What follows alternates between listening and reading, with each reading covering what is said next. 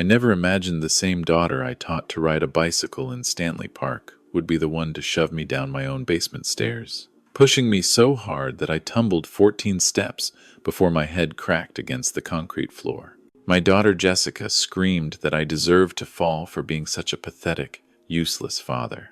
What she did not know was that the security system I installed 3 months ago had captured every single moment of her attack. Before we continue, subscribe and activate the notification bell.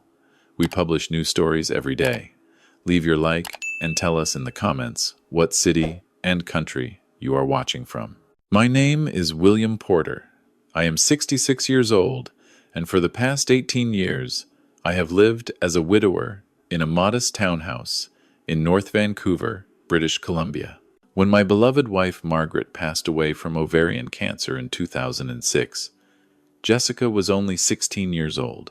I remember standing at her grave in Mountain View Cemetery, promising Margaret that I would protect our daughter and give her every opportunity to succeed in life.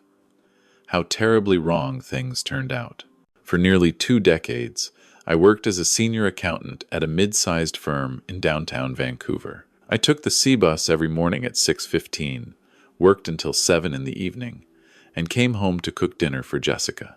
I gave up my dream of retiring early to travel. I canceled my golf club membership. I even postponed the knee replacement surgery I desperately needed, all so Jessica could attend the University of British Columbia without student loans. I sold Margaret's vintage Volvo. I cashed in my RRSP early and paid the penalties. I stopped buying new clothes and wore the same 3 suits to work for 8 years. Everything I saved went into Jessica's education fund. She graduated in 2014 with a degree in marketing and landed a decent job at a real estate development company in Burnaby. During the following years, our relationship remained cordial but distant. She moved into her own condo with her boyfriend, Derek Mitchell, a 38-year-old real estate agent who worked at a competing firm. Derek always struck me as too smooth, too polished, with a smile that never quite reached his eyes. But Jessica seemed happy, so I kept my concerns to myself. Everything changed on a rainy Saturday in February 2024. Jessica and Derek arrived at my townhouse unannounced. She was wearing an engagement ring that sparkled brighter than all the sacrifices I had made throughout my life. Derek stood behind her with that calculating smile I had grown to distrust. "Dad, we have wonderful news," Jessica announced as she settled onto my worn leather couch. "Derek and I are getting married next spring, but first, we are buying a house in Port Moody. It is a gorgeous 4-bedroom place with a view of the inlet." My heart swelled with happiness. After so many years of loneliness, I would finally see my daughter build a family of her own. I had heard real estate agents made excellent commissions, so I assumed between her marketing salary and his sales, they could manage a mortgage. "Congratulations, sweetheart," I said, embracing them both. "Your mother would be so proud to see you settling down with someone who makes you happy." But Jessica's expression shifted. Her smile became harder, more demanding. "Dad, we need to discuss something important," she said. Derek nodded beside her, his eyes scanning my living room as if appraising it for sale. "The down payment for the house is $35,000, Derek explained in his rehearsed sales pitch voice. "With the current market conditions in the Lower Mainland, we need to act fast, or we will lose this property. We have already put in an offer, conditional on financing." My world froze completely. $35,000. That number echoed in my mind like a judge's gavel striking wood. In that moment, I made a decision that would alter our lives forever. I decided to test my daughter's true character by concealing my actual financial situation. "Jessica, sweetheart," I said, my voice trembling with feigned worry. "You know, my pension from the firm is only about $2,400 a month. After the property taxes, utilities, and groceries, I barely have anything left. I do not have that kind of money available." The reaction was immediate and vicious. "What do you mean you do not have money?" Jessica exploded, jumping to her feet. "You worked as an accountant for 35 years. Where did all your savings go? What have you been wasting your pension on?" Derek joined the attack with practiced precision. "William, with all due respect, responsible parents plan for situations like this. My father already committed $15,000 towards our down payment, and he earns far less than what you must have accumulated over your career. Listen, I tried to explain, while maintaining my performance. I could possibly help with $8,000 if you give me a few months to arrange it. I would need to take out a line of credit against the house. $8,000? Derek scoffed loudly. That would not even cover the closing costs. Jessica, did you hear that? Your own father, who claims he loves you more than anything, is offering scraps for the most important purchase of your life. At that moment, watching the unbridled fury in my daughter's eyes, I understood I had made the correct choice to test her. The person standing before me was not the sweet girl I had raised through grief and hardship. She was a stranger who viewed me only as a financial resource to be exploited. What neither of them realized was that in a separate investment account at a credit union in New Westminster, carefully hidden from everyone, sat $280,000. This was the life insurance payout from Margaret's death. Money I had preserved and grown for 18 years, waiting for the right moment to use it wisely. That moment had arrived, but certainly not in the manner Jessica anticipated. The days following that conversation became a waking nightmare. Jessica began calling me twice daily, each conversation more hostile than the previous one. Her tone had transformed completely. She was no longer my loving daughter, but a demanding stranger who addressed me as though I were an incompetent employee. Dad, Derek and I have been reviewing the numbers, she informed me during one call on a Wednesday afternoon. The house in Port Moody is listed at $875,000. With a minimum down payment and the closing costs, we absolutely need that $35,000. The market is insane right now, and properties are selling within days. I maintained my act of a father struggling with finances. Sweetheart, I understand you want a nice home, but those numbers are overwhelming. Could you perhaps look at something smaller? A condo in Coquitlam? Your mother and I started in a 600-square-foot apartment in East Vancouver, and we were perfectly content. There's the problem, Dad, Jessica snapped. You are always comparing everything to your ancient history. Derek deserves a proper family home, not some cramped shoebox like you and Mom had. Those words cut deeper than any physical wound. Margaret and I had been genuinely happy in our small apartment. She had sewn curtains from fabric remnants, and I had built bookshelves from reclaimed lumber. We had love, which was worth more than any property. Jessica, do not speak about your mother that way, I warned her firmly. She was an extraordinary woman who understood that happiness does not require square footage. Sure, that is why she died in a hospital ward instead of a private room, Jessica replied with a cruelty that stole my breath. Derek says image matters in his industry. I am not going to embarrass him with some dump in Surrey. I ended the call, my hands shaking with anger. How dare she speak about Margaret like that? How had I raised such a heartless person without noticing? That Friday evening, Jessica and Derek appeared at my door without warning. This time, Derek controlled the conversation entirely. William, we need to have a serious discussion, he began, positioning himself on my couch as though he owned the property. I have been researching your financial situation, and frankly, the numbers do not add up. Researching my financial situation? I asked with genuine alarm. What gives you the right to do that? Jessica mentioned you received a severance package when your firm downsized 3 years ago, Derek continued, completely ignoring my question. That was a substantial payout for someone at your level. Where exactly is that money? It was true that I had received a severance of $14,000, but I had used it entirely to replace the roof and upgrade the electrical panel. However, I chose to continue my performance.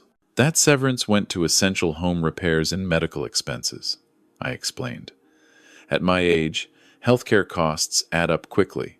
The physiotherapy alone for my knee costs $200 a month. Medical expenses? Jessica laughed coldly. You barely go to the doctor because you claim you cannot afford it. Derek, do you see how he contradicts himself? Besides, Derek added with a condescending smile, I spoke with a mortgage broker colleague of mine. He explained that seniors in British Columbia receive significant property tax deferrals and various pension supplements. You should have considerably more disposable income than you admit. The manipulation was transparent. This man had been calculating my supposed income like a forensic auditor. I recognized that it was not only Jessica who had changed. Derek was clearly influencing her negatively. Or perhaps he had simply revealed her true materialistic nature that had always lurked beneath the surface.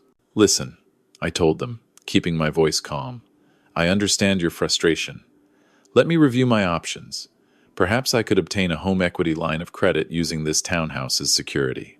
I might be able to access $15,000, but I would need at least 4 months to arrange it. 15,000?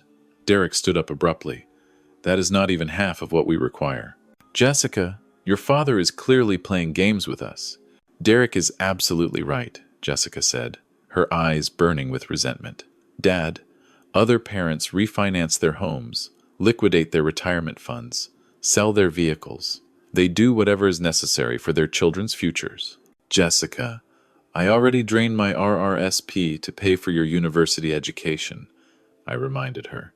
Do you not remember the sacrifices I made? The years I worked overtime so you could graduate without debt. That was your obligation as a parent, she shouted. I did not choose to be born. If you decided to have me, you accepted responsibility for my entire life. Her words pierced me like frozen needles. 18 years of unconditional love, of silent sacrifices, of sleepless nights when she was ill, of shared celebrations at every graduation and promotion, all dismissed as mere obligation. Look, William, Derek intervened with his voice strategically softened. We are not trying to pressure you.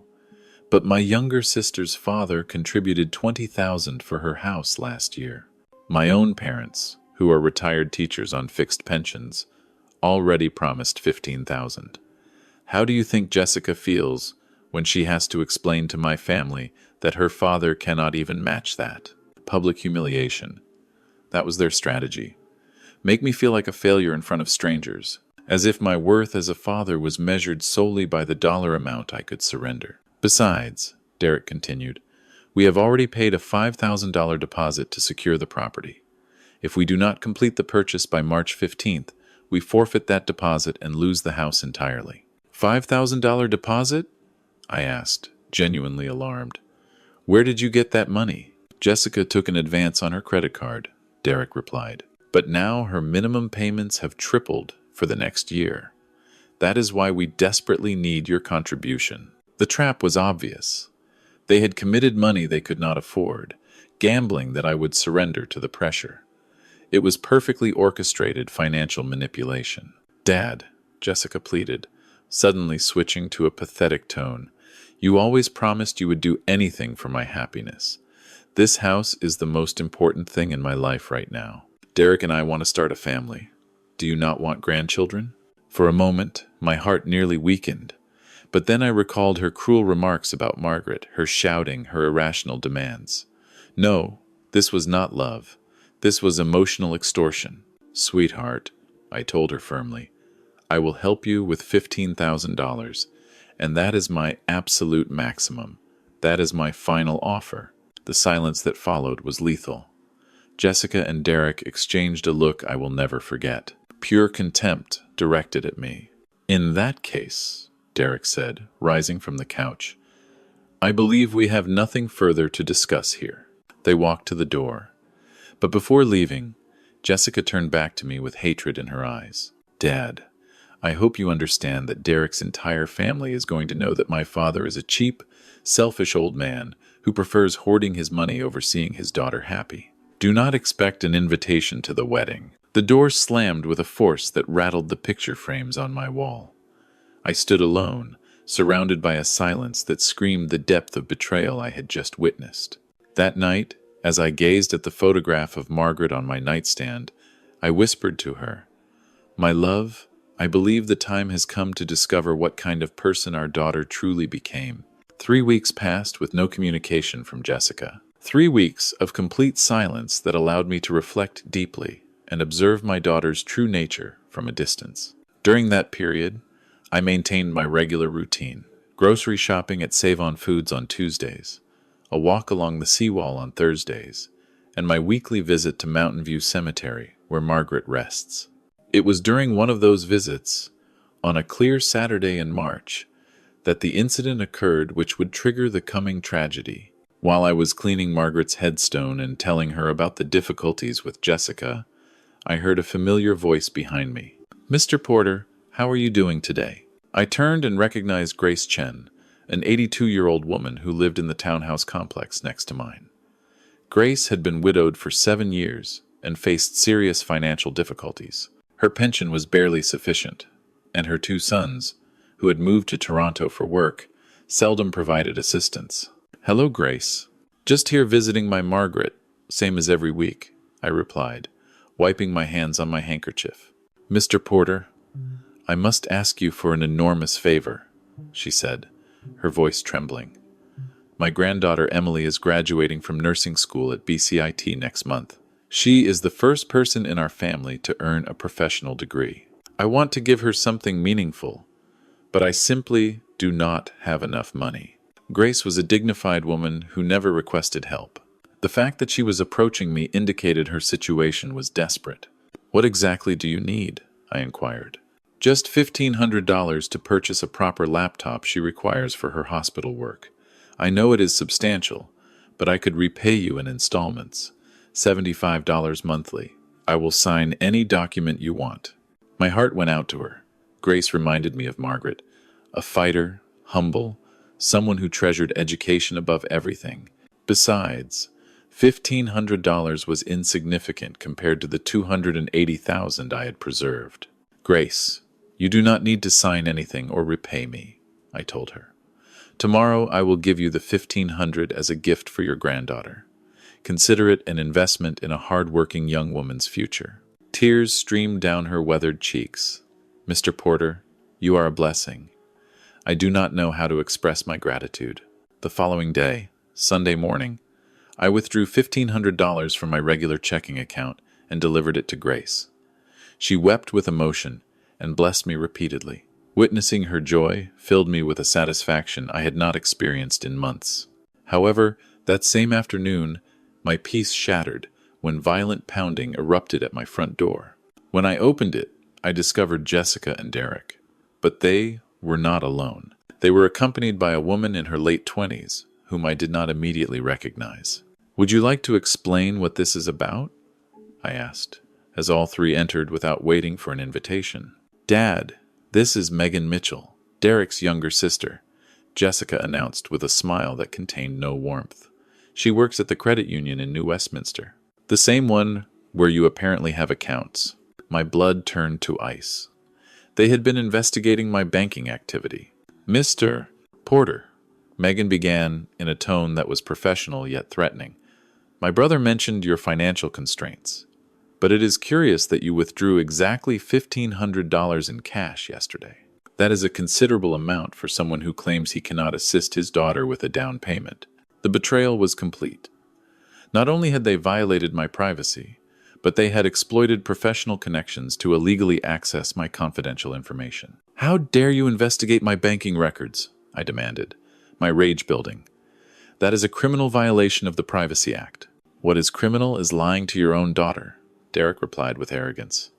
"We know you withdrew $1,500 yesterday. What did you spend it on?" "My finances are my private matter," I responded firmly. "I do not owe anyone an explanation for how I spend my own money." "Yes, you absolutely do," Jessica roared, moving dangerously close to me. "I am your daughter. I have the right to know why you prefer spending your money on anything except helping me achieve my dreams." "Other things?" I repeated in disbelief. "You think $1,500 changes the situation? You demanded $35,000 from me." "Every single dollar matters," Derek shouted. "You claim poverty, but yesterday you spent $1,500 on who knows what." "If you must know," I said, finally losing my patience, "I gave that $1,500 to Grace Chen, my elderly neighbor, so she could purchase a laptop for her granddaughter Emily, who is graduating as a nurse. A young woman who genuinely appreciates education and hard work." The silence was deafening. All 3 stared at me as though I had confessed to murder. "You gave $1,500 to a stranger?" Jessica whispered in a voice I did not recognize. "To some random old Chinese woman who is not even family?" "Grace is not a stranger," I explained. "She is a dignified widow who raised 3 children alone, worked 40 years as a seamstress, and now survives on a government pension while her own sons have abandoned her. Her granddaughter Emily is an exceptional young woman who, I do not care about that old woman or her granddaughter. Jessica exploded with violence I had never witnessed. You are my father. I am your blood. How can you give money to strangers when your own daughter is begging you for help? Jessica, lower your voice, I warned. The neighbors will hear everything. Let them hear, she bellowed, completely out of control. Let everyone know that my father prefers helping random immigrants before his own family. Derek and Megan exchanged knowing glances. It was obvious they had arrived prepared for this confrontation. William, Derek said with poison in his voice, this proves you do have money available. If you could give away $1,500 without hesitation, it means you can help us with considerably more. Exactly, Megan added. Mr. Porter, I have worked at that credit union for 4 years. I understand the spending patterns of clients. You have more money than you admit. Are you threatening me? I asked, staring directly into Megan's eyes. We are not threatening you, Jessica replied, with a cruel smile. We are simply opening your eyes. Dad, are you going to give us that $35,000, or are you going to lose your only daughter forever? And if I refuse? I asked defiantly. If you refuse, Jessica said, moving close until she was centimeters from my face, you will never see us again. Derek and I will relocate to Calgary. You will never meet your grandchildren. You will die alone and forgotten like that pathetic old woman you gave my money to. My money? I repeated in disbelief. Jessica, that money was mine. I earned it through decades of work. Your money should be mine, she shouted, out of control. When you die, everything goes to me anyway. But I need that money now. Something shattered irreparably inside me at that moment. The mask had fallen completely. My daughter did not see me as a father deserving love and respect, but merely as an obstacle between her and an inheritance she considered rightfully hers. I spoke to Jessica with a calmness that surprised even me. Get out of my house immediately. What did you say? She asked, her eyes widening. I said all 3 of you need to leave my house right now, I repeated, pointing toward the door. I am not going anywhere until you give me my money, Jessica roared. Your money? I finally erupted. You ungrateful child. I sacrificed my entire life for you. I worked myself into exhaustion to provide you an education. I sold everything with sentimental value so you could attend university debt-free. And you speak to me about your money? That was your obligation, she yelled, approaching menacingly. I did not ask to be born. No, I shouted back. My obligation was to raise you until 18. Everything I did after that was purely out of love. But apparently, you have no understanding of what that word means. You are the one who understands nothing, Jessica bellowed. You are a selfish, cheap old man who would rather die clutching his money than make his daughter happy. Get out of my house now, I ordered. Give me my money first. Get out. It was then that Jessica completely lost control. Her eyes filled with rage, her hands clenched into fists, and for the first time in my life, I felt genuine fear of my own child. You know what, Dad? She said, with pure hatred dripping from every word. You deserve to be hurt for being such a selfish and pathetic father. What happened next occurred so quickly, I could not react. We were standing near the basement door, which I had left open earlier while retrieving holiday decorations. Jessica placed both hands on my chest and shoved me with tremendous force. I felt myself falling backward into empty space. My arms flailed uselessly as I tumbled down the 14 wooden stairs. Each step struck my body with brutal impact. My shoulder hit first, then my hip, then my head cracked against the concrete floor at the bottom. The pain was indescribable, but the emotional betrayal hurt 1,000 times more. As I lay at the bottom of my own basement, bleeding and gasping for breath, the last thing I heard before losing consciousness was Derek's voice saying to Jessica from above, "We need to leave immediately before someone calls an ambulance. Make it look like he fell on his own." Then everything went dark.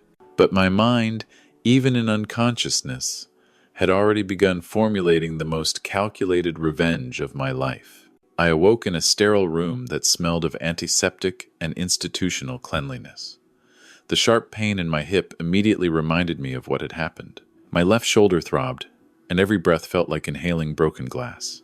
"Mr. Porter, please try not to move," I heard a female voice beside me. A young nurse, probably Jessica's age, was monitoring equipment connected to my body. "Where am I?" I managed to whisper. "You are at Lionsgate Hospital," the nurse replied professionally. "Your neighbor, Grace Chen, found you unconscious at the bottom of your basement stairs and called 911. You have been here since yesterday morning." Grace, the same woman I had helped with $1,500, had saved my life. The irony was devastating when I considered the cruel words Jessica had spoken about her. "What are my injuries?" I asked, attempting to sit up, but pain halted my movement. "You have a hairline fracture in your left hip, a dislocated shoulder that has been reset, a moderate concussion, and multiple contusions across your torso and limbs." The nurse listed while making notes on a tablet.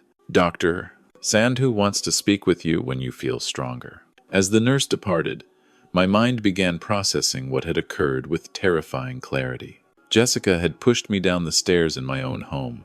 My daughter, the person I had sacrificed everything for, had tried to kill me for money. But instead of feeling anguish or sorrow, something entirely different began growing inside me.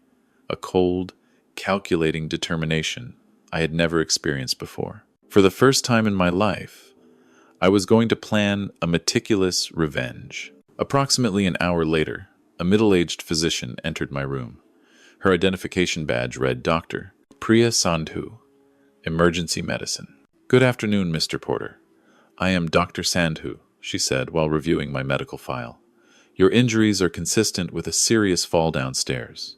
However, the bruising patterns on your chest suggest you may have been pushed rather than simply losing your balance. Can you describe what happened?"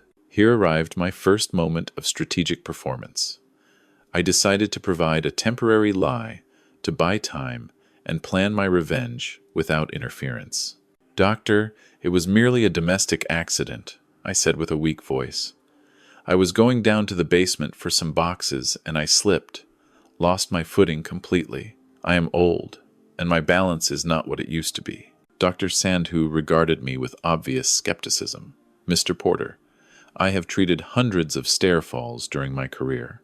Your injuries are not entirely consistent with a typical accident.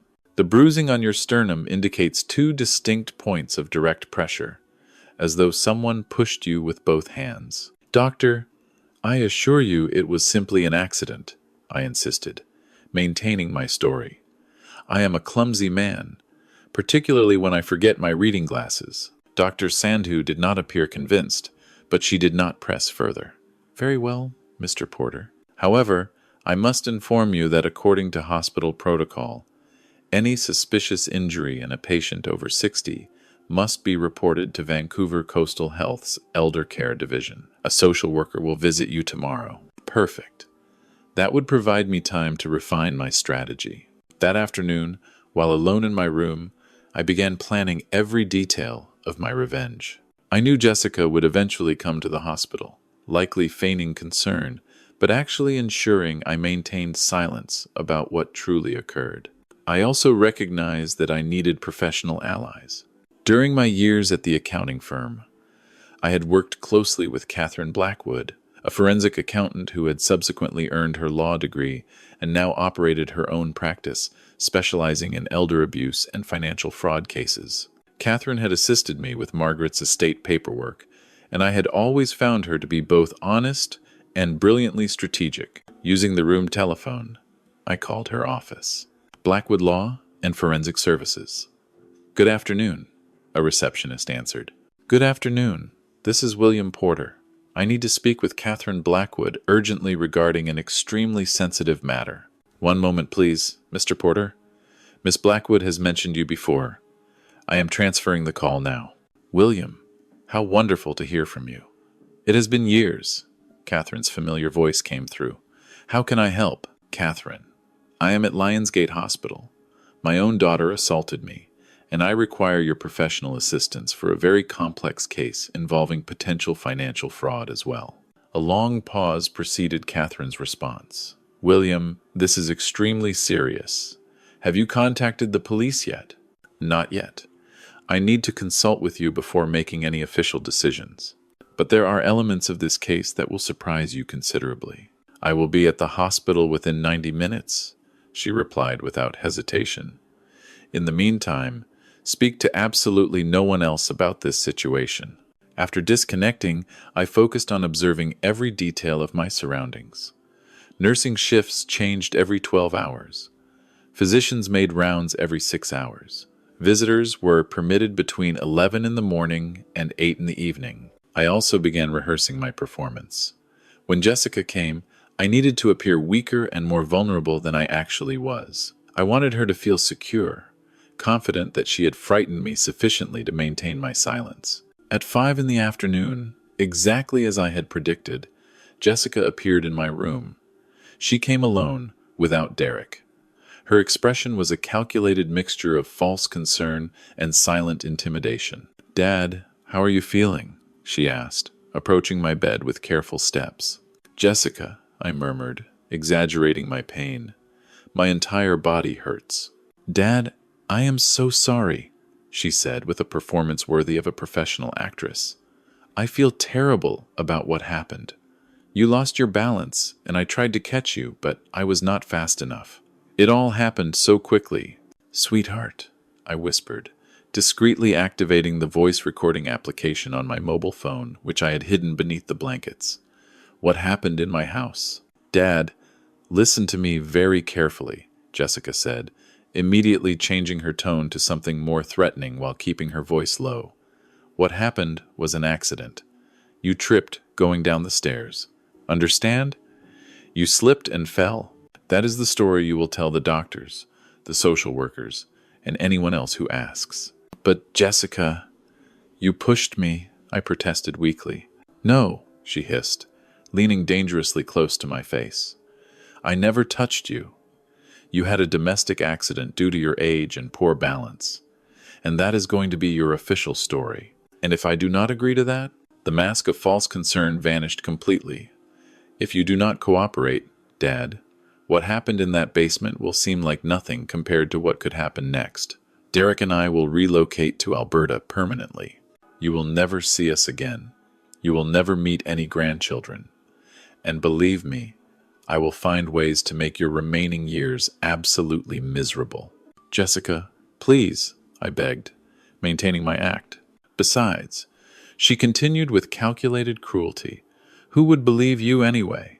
A 66-year-old man accusing his own successful, respectable daughter? Everyone will assume you are developing dementia or seeking attention." "And the money for the down payment?" I asked weakly. "That has not changed," she replied firmly. "We still require that $35,000. And after this incident, I believe you understand how important it is to us." Every single word was perfectly captured on my phone. Jessica was excavating her own legal grave without any awareness. "All right, sweetheart," I murmured, my voice breaking convincingly. "I will do whatever you ask. I will say it was an accident." "Perfect," she smiled with satisfaction. "I knew you would eventually cooperate. You are a good father, after all." After Jessica departed, I waited precisely 30 minutes before calling Catherine again. "Catherine, can you come immediately? I have recorded evidence that is going to completely transform this case." "I am on my way right now," she replied. As I waited for my lawyer, for the first time in decades, I felt completely in command of a situation. Jessica believed she had successfully intimidated me, but in reality, she had just handed me all the legal instruments I needed to systematically dismantle her life. The revenge I was planning would not be emotional or impulsive. It would be cold, meticulous, and absolutely devastating. And the best part was that Jessica herself had provided the evidence to accomplish it. Margaret, wherever she was watching, would see how her husband finally taught our ungrateful daughter the true meaning of consequences. Catherine Blackwood arrived at the hospital at precisely 7 that evening. She carried a professional leather briefcase and a high-quality digital recorder. At 54, she still possessed the same sharp intelligence and commanding presence that had made her one of Vancouver's most respected elder law specialists. William, she said, closing the room door carefully. Before I listen to any recording, I need you to tell me everything that happened from the beginning. Do not omit a single detail. For the next hour, I recounted the entire story. The initial demand for $35,000, the illegal investigation of my banking records through Megan, the psychological manipulation, the help I provided to Grace Chen, and finally, the brutal assault when Jessica pushed me down the stairs. Catherine took meticulous notes on a legal pad, pausing occasionally to ask specific questions about dates, potential witnesses, and available evidence.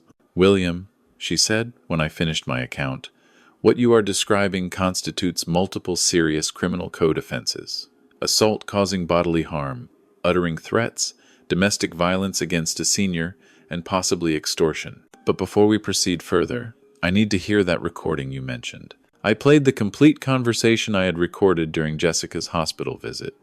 Catherine listened in absolute silence, her expression growing more grave as the recording progressed. "Good Lord," she murmured when the playback concluded. "William, your daughter just confessed to multiple crimes on a recording that is perfectly admissible as evidence under Canadian law. We have explicit threats, intimidation of an elder abuse victim, and an indirect admission of the assault." "But that is not everything, Catherine," I said, retrieving a folder I had kept concealed.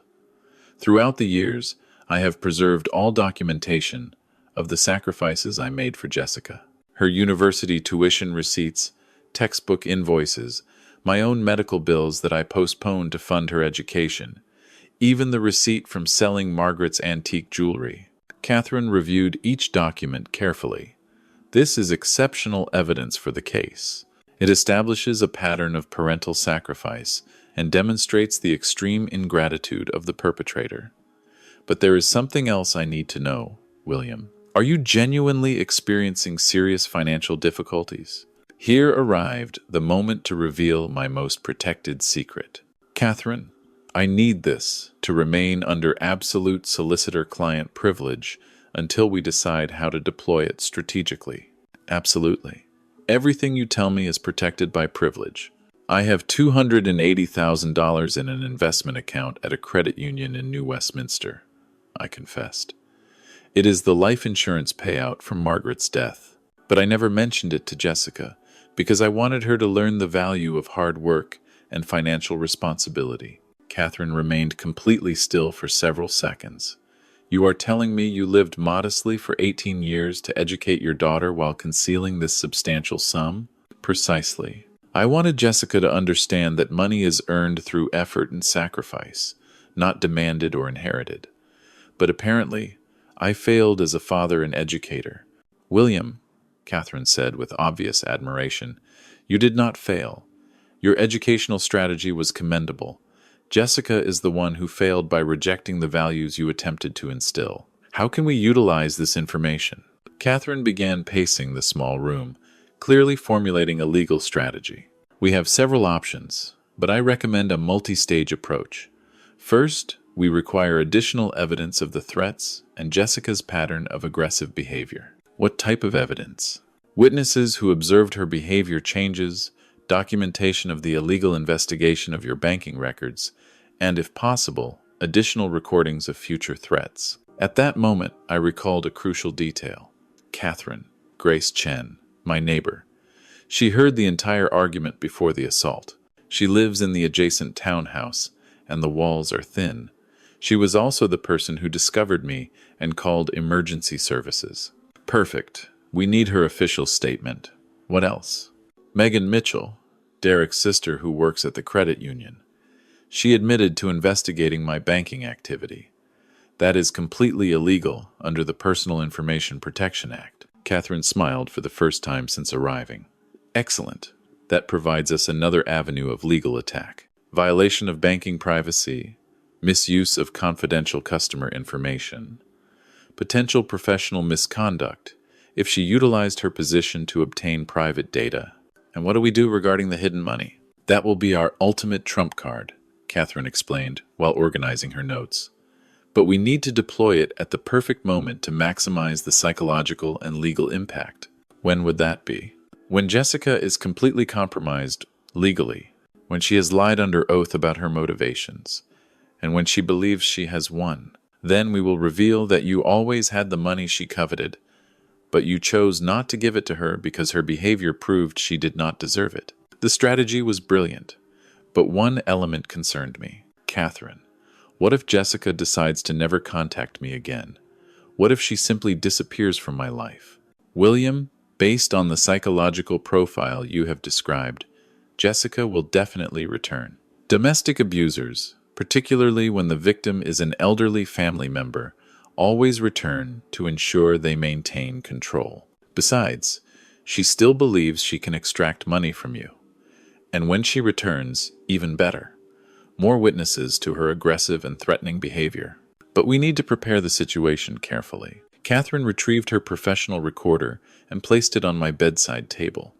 This recorder has 12 hours of capacity and forensic audio quality. Every time someone connected to this case visits, you activate it discreetly. Is it legal to record without obtaining consent? In British Columbia, one-party consent recordings are admissible as evidence, particularly in cases involving domestic violence or threats. You are documenting potential future offenses. When do we file the official complaint? Not immediately, Catherine responded emphatically. First, we need to construct an absolutely solid case.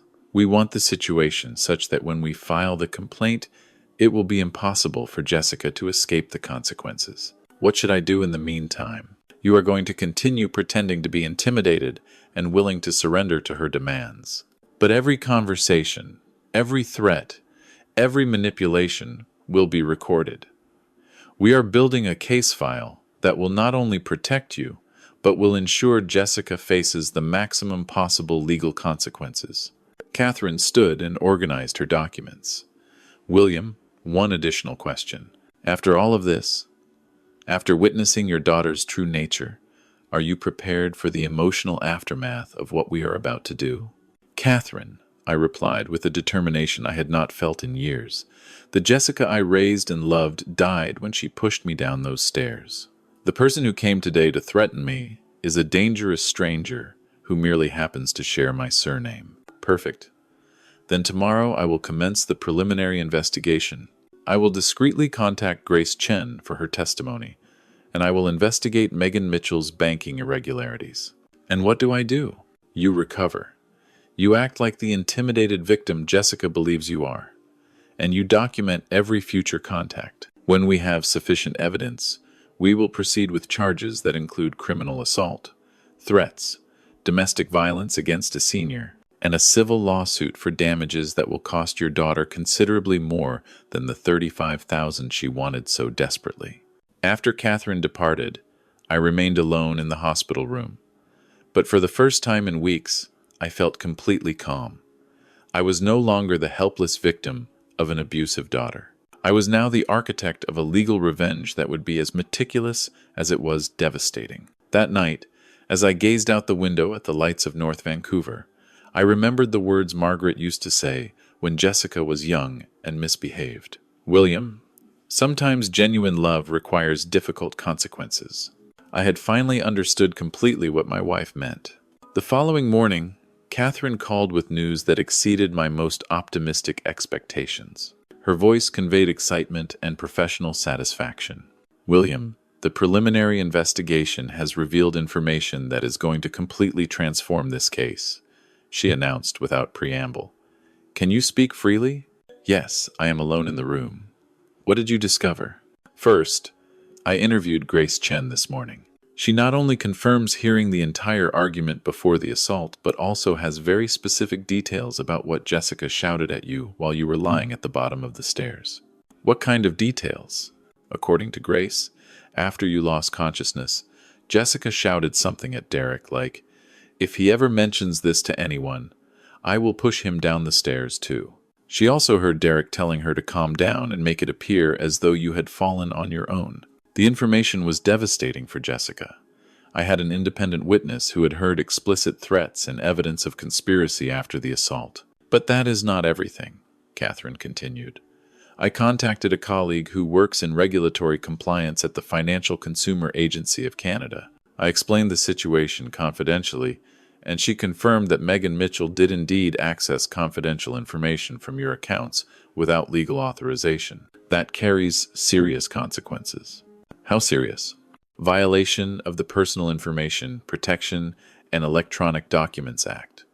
Misuse of confidential banking information. Potential criminal charges under Section 342.1 of the Criminal Code. Megan Mitchell could face everything from regulatory sanctions to criminal prosecution, in addition to immediate termination.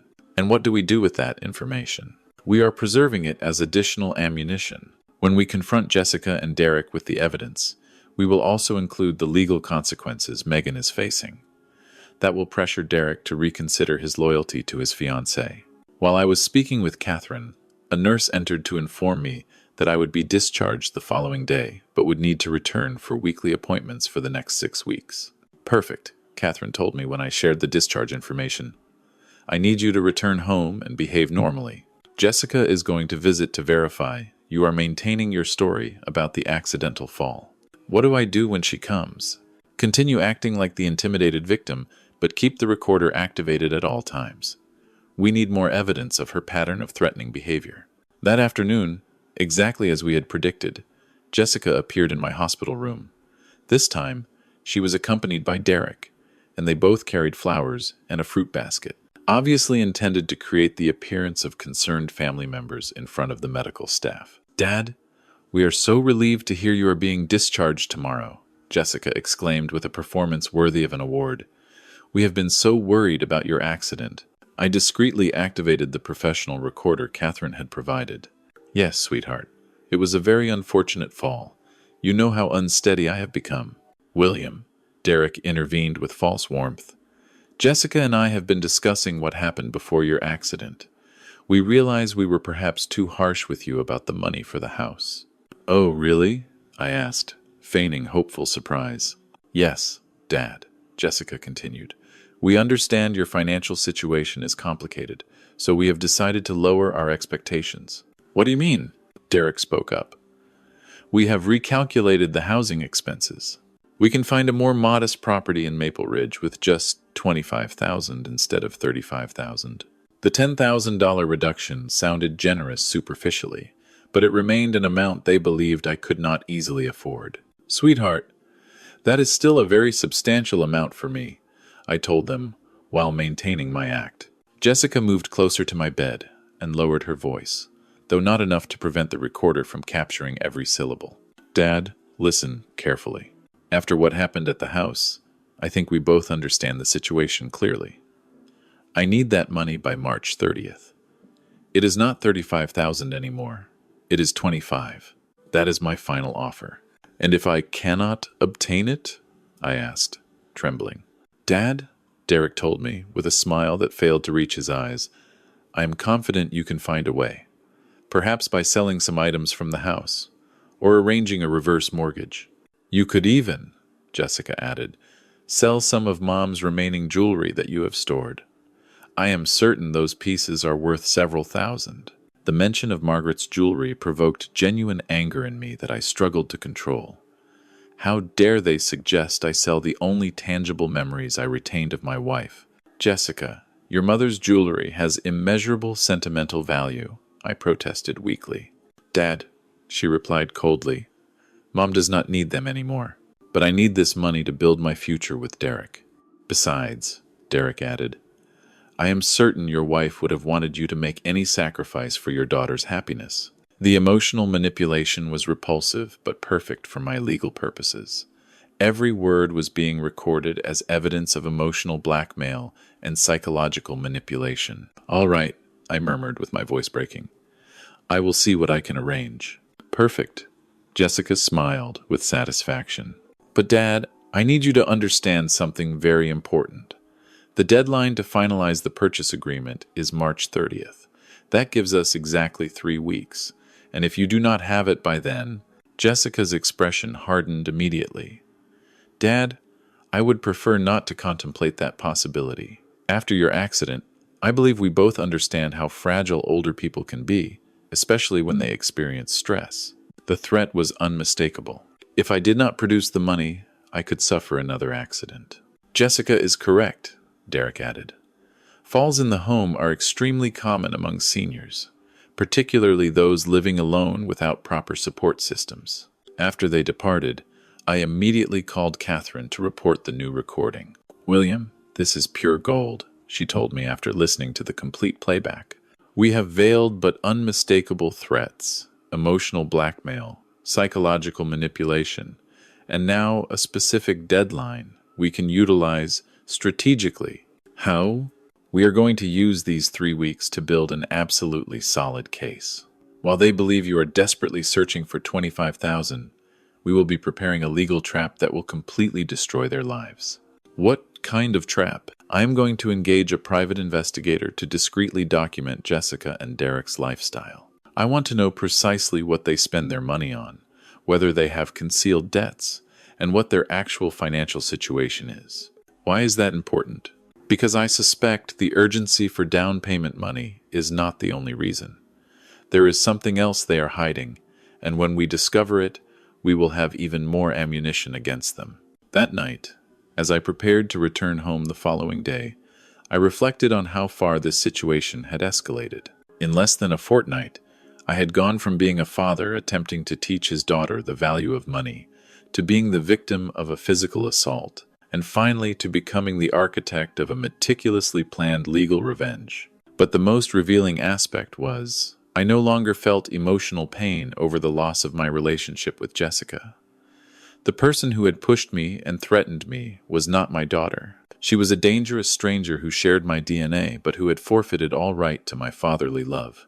The following day, when I returned to my townhouse, I noticed that someone had cleaned the bloodstains from the basement floor, probably Grace, attempting to erase evidence of the trauma she had witnessed. But the real evidence, the recordings, the testimonies, and the legal strategy we were constructing, those remained intact and were growing daily, for the trial that would transform our lives forever. The countdown to Jessica's destruction had commenced, and she herself was providing all the tools to make it possible. A week after I returned home, Catherine summoned me to her office with news that exceeded all my expectations. The private investigator she had retained, a former RCMP officer named Robert McLeod, had uncovered information that would completely transform our case. William, please sit down because what I am about to reveal will change everything we thought we knew about Jessica and Derek, Catherine said, while organizing a series of photographs and documents on her desk. What did you discover? Derek has a secret online gambling addiction that he has been concealing not only from you, but also from Jessica. She began showing me bank statements. In the past 10 months, he has lost approximately $22,000 on sports betting websites and online poker. The revelation left me completely stunned. $22,000? Where did he obtain that money? That is the most concerning part, Catherine continued.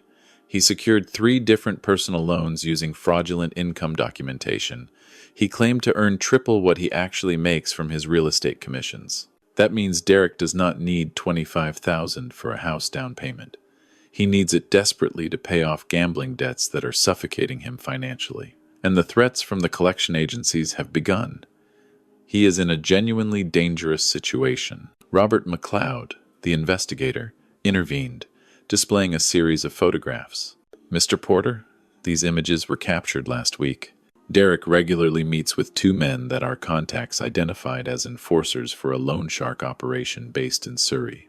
The photographs showed Derek in intense conversations with intimidating individuals in a casino parking lot in Richmond. His body language betrayed fear and desperation. Does Jessica know any of this? I asked. Absolutely nothing, Catherine replied. According to our investigation, Jessica genuinely believes Derek's financial problems stem solely from the down payment requirements. He has been systematically deceiving her for months. What else did you uncover? Robert McLeod consulted his notes. Jessica has been boasting at her workplace about the expensive house they are purchasing. She has told her marketing colleagues that the groom's father is contributing substantially, and that she is going to have the most impressive home among her university friends. The irony was devastating. Jessica was constructing her social reputation on a lie Derek had created, while he actually needed the money to save himself from dangerous criminals. But there is more, Catherine added with a smile that promised even more shocking revelations. Megan Mitchell, Derek's sister who violated your banking confidentiality, also has serious problems. What kind of problems? Our contact at the Office of the Information and Privacy Commissioner confirmed that Megan has been under internal investigation for 4 months for irregularities in handling confidential client information. Your case is not the only one. There are at least 7 similar complaints from other clients. What does that mean for her? It means she is going to be terminated immediately when the credit union completes its investigation, probably within the next 2 weeks. Additionally, she will face criminal charges for systematic violation of banking privacy laws. The web of lies and illegal behavior was far more extensive than I had imagined. Not only was Jessica guilty of assault and threats, but she had also entangled her future in-laws in criminal activities. Catherine, how do we use all this information strategically? We are going to construct a perfect trap, she explained while organizing the documents chronologically. When the March 30th deadline they established arrives, you are going to invite Jessica and Derek to your home for a meeting. What kind of meeting? You are going to tell them you have the money, but that you want to discuss the terms of the arrangement. During that conversation, we are going to confront them with all the evidence we have gathered. Robert McLeod added, we will have concealed cameras recording the entire confrontation, and I will be monitoring from Grace Chen's unit to ensure your physical safety. And afterward, Catherine smiled. We are going to simultaneously file a criminal complaint for assault, causing bodily harm, threats, domestic violence against a senior, and extortion. We are also filing a civil lawsuit for damages, and we are handing over all information about Megan's banking irregularities to the appropriate authorities. But I want something more, I told them, with a determination that surprised me. I want Jessica to know exactly what kind of man Derek is before it is too late for her to make an informed choice. Are you certain? Catherine asked. Jessica actively participated in the threats and psychological manipulation against you. Yes, but she did it based on Derek's deceptions. She believes I am being selfish with money I do not actually possess. She does not know that Derek is a gambling addict who is using her to pay off dangerous debts. Robert McLeod nodded. Mr. Porter is correct. Jessica is also a victim of Derek's manipulations. She deserves to know the truth before marrying him. Perfect, Catherine concluded. Then we will modify the strategy. During the confrontation on March 30th, we will gradually reveal all of Derek's lies in front of Jessica. First, the gambling debts. Then the threats against you. And finally, I continued, I will reveal to them that I always had the money they needed, but I decided not to give it to them because their behavior proved they did not deserve it. March 30th arrived with a persistent drizzle that seemed to foreshadow the storm about to break in my townhouse. At 6 p.m, as arranged, Jessica and Derek knocked at my door with a punctuality that betrayed their desperation. Dad, we hope you have good news for us, Jessica said, shaking rain from her jacket. Her smile was tense, and I could see deep shadows beneath her eyes revealing sleepless nights. Come inside, I told them with apparent nervousness. We have much to discuss. Robert McLeod was concealed in Grace Chen's unit with monitoring equipment. Catherine was waiting for my call from her office, and I had 3 professional recorders activated strategically throughout the house. William, we have been extremely anxious, Derek began, positioning himself on my couch. The deadline to finalize the purchase agreement is today, and we need to transfer the money before 9 this evening. Calm down, I told them, feigning composure I did not feel. I have the money, but I need to discuss some conditions with you. Jessica's eyes lit up immediately. You have the $25,000? Where did you get it? Well, sweetheart, I had to make some financial arrangements. I took a home equity line of credit using this townhouse as collateral. Perfect, Derek exclaimed. We knew you would find a way. Fathers always find ways to help their children. But there are conditions, I continued, preparing for the first phase of the confrontation. The credit union requires complete documentation about what the money will be used for. I need you to explain all the housing expenses in detail. Jessica and Derek exchanged a nervous glance. What kind of documentation? Jessica asked. Purchase agreement, inspection reports, lawyer's fees. Everything must be justified because if I default on this loan, I could lose my home. Dad, why are you making this so complicated? Jessica protested with growing irritation. We told you we needed $25,000 for the house. Do you not trust your own daughter? Of course I trust you, Jessica. But after what happened a few weeks ago, after my accident, I am somewhat nervous about financial matters. Derek leaned forward. William, we understand your caution, but we genuinely need that money today. The purchase agreement has conditions that must be fulfilled. What conditions? I asked, feigning innocence. Could you show me the documentation? Documentation? Derek stammered. William, we do not carry legal papers around with us. It is just that.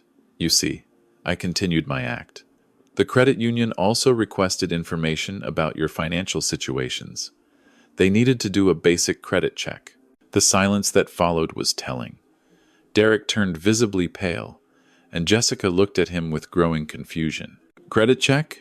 Jessica asked.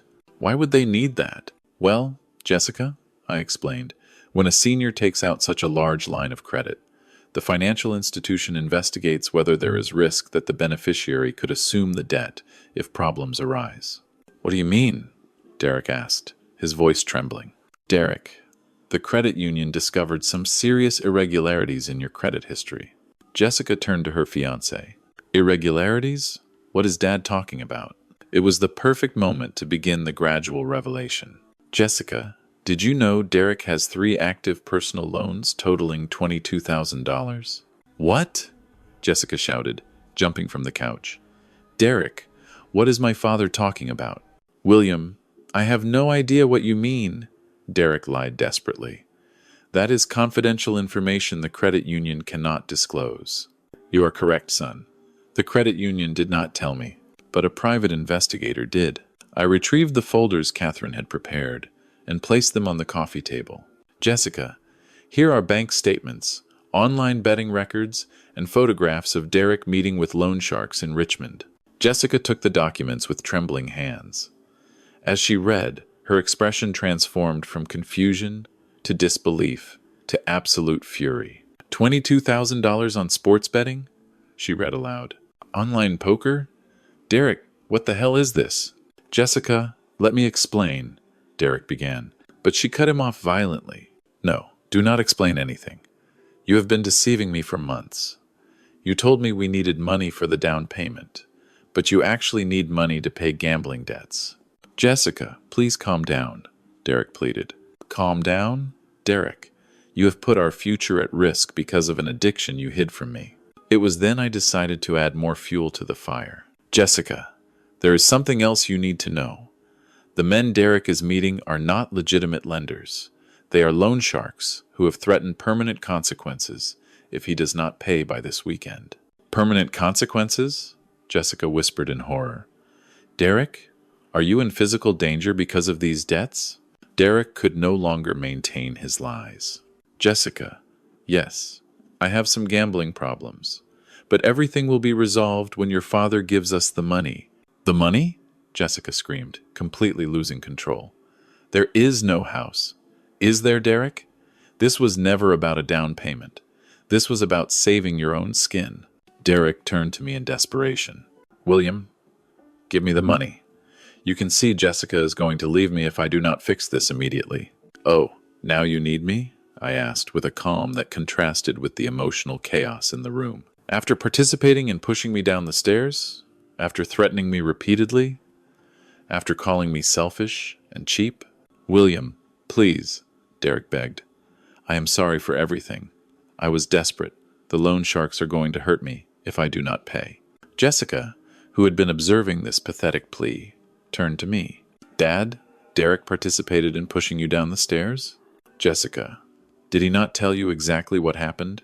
I retrieved my phone and played one of the recordings where she clearly admitted the threats and the assault. Jessica's voice trembled as she listened to her own words. My God, she whispered. I said all of that to you. Every word, I confirmed. And Derek encouraged it. He helped plan it. He told you to make it look like an accident. It was then that I decided to reveal my final trump card. Jessica, Derek, there is something else you both need to know. I rose and walked to my desk, where I retrieved the account statements from my hidden investment. "What is that, Dad?" Jessica asked. "These are statements from an investment account I have maintained for 18 years. The life insurance payout from your mother's death that I never mentioned to you." I showed them the document. "In this account, there is exactly $280,000. The silence was deafening. Jessica took the paper in disbelief, while Derek was completely paralyzed. $280,000? Jessica whispered. "Dad, you had this money the entire time?" "Always. For 18 years. I pretended to have financial difficulties to teach you the value of work and effort. I wanted you to learn that money is earned, not demanded." "You had $280,000, Derek exploded, getting to his feet. "And you let us beg? You let us get desperate? You let things go so far that Jessica pushed you?" "Derek, Jessica chose to push me," I replied with a calm that surprised me. "You chose to threaten me. You chose to manipulate me. You chose to deceive my daughter about your gambling addiction. I simply tested everyone's character, and you all failed miserably." Jessica sank onto the couch, tears streaming down her face. "Dad, I am so sorry," she sobbed. "I did not know. Derek told me we just needed money for the house. He said you were being stubborn and selfish. I did not know he was a gambling addict. I did not know he owed money to criminals. But you did push me down the stairs," I said quietly. "You did threaten me in the hospital. You did tell me to lie about what happened or face worse consequences." Jessica covered her face with her hands. I know. I was horrible. Derek convinced me that you were hiding money from us out of spite, that you wanted to see us struggle. I was so angry. I lost control." Derek stood up abruptly. "This is insane. William, I am leaving, but this is not over." "Actually, Derek, it is very much over," I said firmly. "Tomorrow morning, all of these documents, recordings, and evidence will be delivered to the Vancouver Police Department and the Crown Prosecutor's Office." Derek's expression shifted from pleading to murderous rage. "You are going to report us? Your own daughter?" "I am going to report 2 people who assaulted me in my own home, threatened me repeatedly, and attempted to extort money from me." That was the final straw for Derek.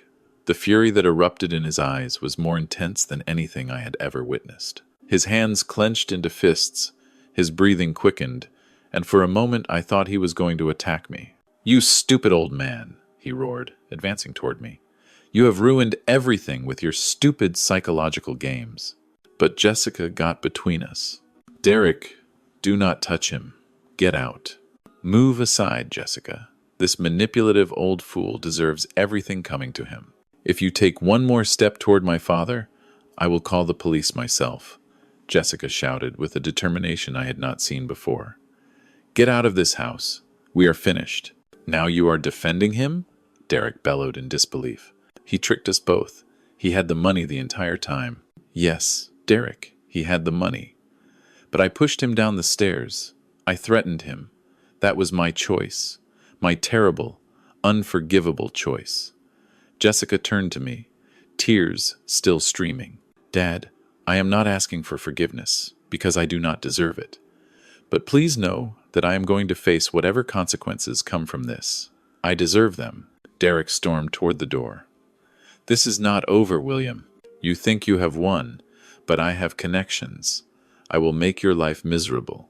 "Derek," I replied calmly, "the loan sharks you owe money to are going to be very interested to know that you have been using fraud to obtain loans, and the police are going to be very interested in your threats. I suggest you worry about your own survival before making more enemies." Derek slammed the door so hard the windows rattled. Jessica and I were left alone. She was trembling, her face streaked with tears, clutching the engagement ring Derek had given her. "Dad," she whispered, "I do not know what to say. I destroyed everything. Our relationship, your trust, everything Mom would have wanted for us." "Yes, you did," I said, sitting down across from her. "For 18 years, I gave you unconditional love. I sacrificed my health, my comfort, my dreams. I sold your mother's belongings to pay for your education. And you repaid me by pushing me down the stairs, Because I would not give you money fast enough. I know, she sobbed. There is no excuse. Derek manipulated me, but I made the choice to hurt you. That was me. That was my decision. What are you going to do now? I am going to face the consequences. Whatever charges you file, I will plead guilty. I deserve whatever punishment comes. And Derek? I never want to see him again. I cannot believe I was going to marry someone capable of such deception. I was silent for a long moment. Jessica, I said finally.